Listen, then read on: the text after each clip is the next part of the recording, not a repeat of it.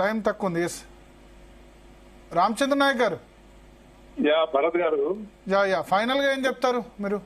తప్పకుండా Krishna river base మీద Godavari river base మొత్తం నీళ్లు ఆంధ్రాకి తాకట్టు పెట్టింది కేసీఆర్ గారి నైజం.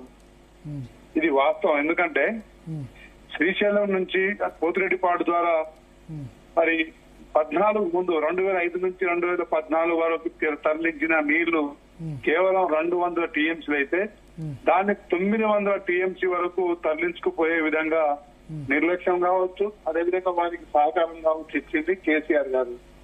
అదేవిధంగా ఇంతకుముందు ప్రకాష్ రెడ్డి గారు చెప్పినట్టు కృష్ణా బేస్ లో ఉన్న మరి ఏ ప్రాజెక్ట్ ను కనీసం ముట్టుకోలేదు.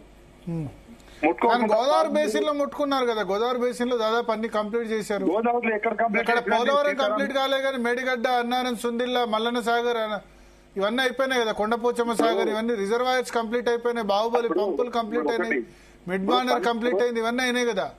ఇప్పుడు ఆయకట్టు ఎంత కంప్లీట్ చేసి ఎంత ఆయకట్టుకి ఇచ్చేది?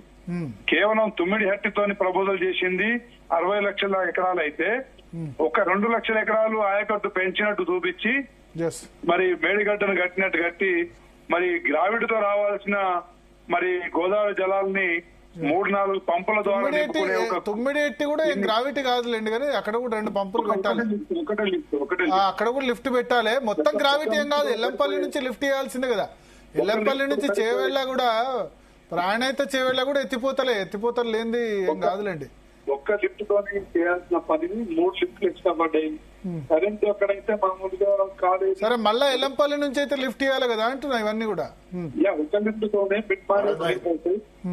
మిడ్ మానేజ్ నుంచి మరి అక్కడ నుంచి మనం హైదరాబాద్ డ్రింకింగ్ వాటర్, అదేవిధంగా జిహెచ్ఎంసీ డ్రింకింగ్ వాటర్ అందించే కార్యక్రమం ఉంటాయి. సో ఏదైనా కేసీఆర్ స్వార్థానికి ఈరోజు తెలంగాణ ప్రజల ఆస్తి మరి ఈరోజు ఖాళీ అయిన సంగతి అందరికి తెలిసిందే. కాబట్టి తప్పకుండా చర్చకు కేసీఆర్ గారు రావాల్సిందే. జవాబుదారీతనంగా వారు తెలంగాణ ప్రజలకు క్షమాపణ చెప్పాలి, లేదంటే సమాధానం చెప్పుకోవాలి.